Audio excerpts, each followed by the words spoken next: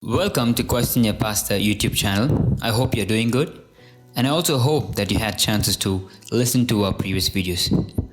Today, we're going to look at 10 basic questions from Genesis. Question 1.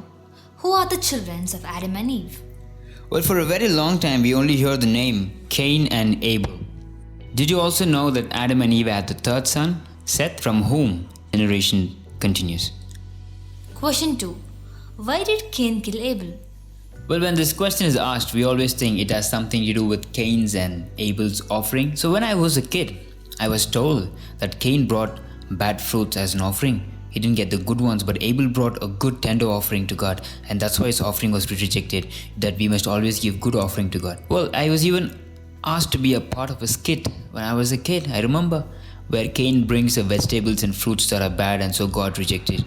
And then however, Abel bought a good one, and so it was accepted. But did you notice, it doesn't matter what you give to God. It doesn't matter a small amount or a big amount or a small thing or a big thing. Whatever you could give from your heart, God will accept it. Well, that was not thought. Let me tell you once again.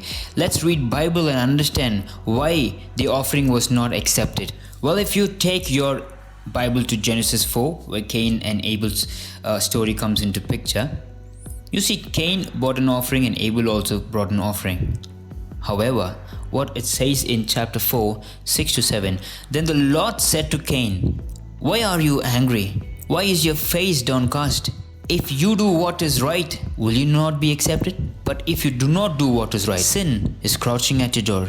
It desires to have you. You must rule over it." God knew that there was something in Abel's heart. When we read Bible, we understand it's not about what you give, it's about with what intention, with how much of your heart. That Cain killed Abel not because of the offering. Cain killed Abel because of the sin that was crouching in his heart.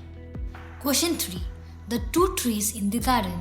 The two trees in the garden was the tree of life and the tree of knowledge of good and evil. Question 4. The temptations of Adam and Eve.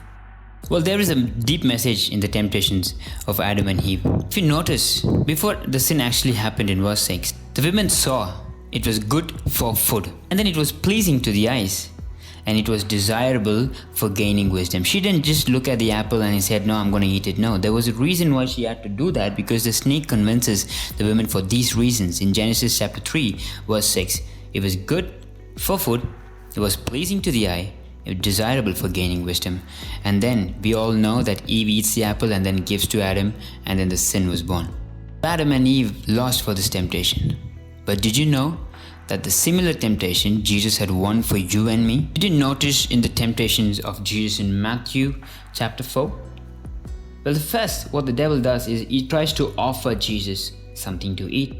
And then he questions Jesus from a Bible verse. And then he also takes Jesus and shows him, did you notice? Food, something pleasing to the eyes, and something related to wisdom. The temptation that was lost in Genesis was won by Jesus in the gospel. Question 5. The curse of Cain. The curse of Cain in chapter 4, verse 12-14, we see these few points. The first is driving him away from the land, and Cain being restless and a wanderer on earth, and regardless to what work he does, the crop will not yield. And then he also states that to God, that if someone would find me, whoever would find me will kill me. But among these, I feel the most scary one is hidden from the presence of the Lord. Question 6. What do we learn from God's response to Adam and Eve? Well, I really love this part where God comes and calls out for Adam and Eve, because a lot of people say God is wrath in the Old Testament and He is grace in the New Testament because of the story of the prodigal son, where the father goes to the son. Did you notice the father went to the son in Genesis itself? When Adam and Eve were hiding, it was God who came searching, looking out for him, calling out their name. God is gracious from the beginning. Question 7. Is there any message to observe in God covering Adam and Eve with skin? When Adam and Eve were covered with shame, they were trying to hide themselves with leaves that they could find. God comes looking out for them and He covers them with skin. God made the dress for them, animal skin. This means that the sacrifice happened on that day. An animal was killed. A death was required to cover the shame of the sin. And we see Jesus hanging naked on the cross, covered with blood and broken muscles and skin for you and me. While he covered you and me, he had to let Jesus on the cross to take all the shame that had started in Genesis to end on the cross. Question 8. The genealogy in Genesis 5. Did you read Genesis 5? You must read it. It's a very interesting chapter.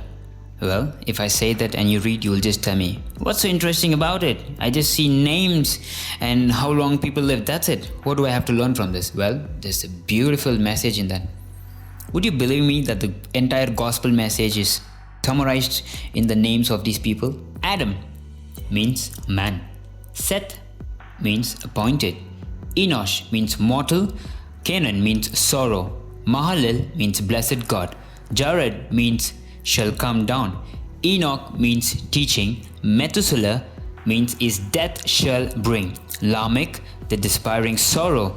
Noah, that means rest and comfort. Now let's put all these words together. Man appointed mortal sorrow. Blessed God shall come down, teaching. His death shall bring despairing rest and comfort. What a beautiful message. The entire gospel is summarized in Genesis 5. Well, this is what you get if you read the Bible in the original context in Hebrew. Question 9. How long did Enoch walk with God? Well, this is another important question for me because I remember watching a video when I was a kid.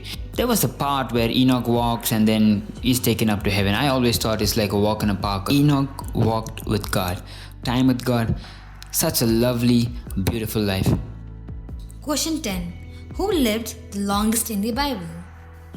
Methuselah lived the longest in the Bible. He lived for 969 years.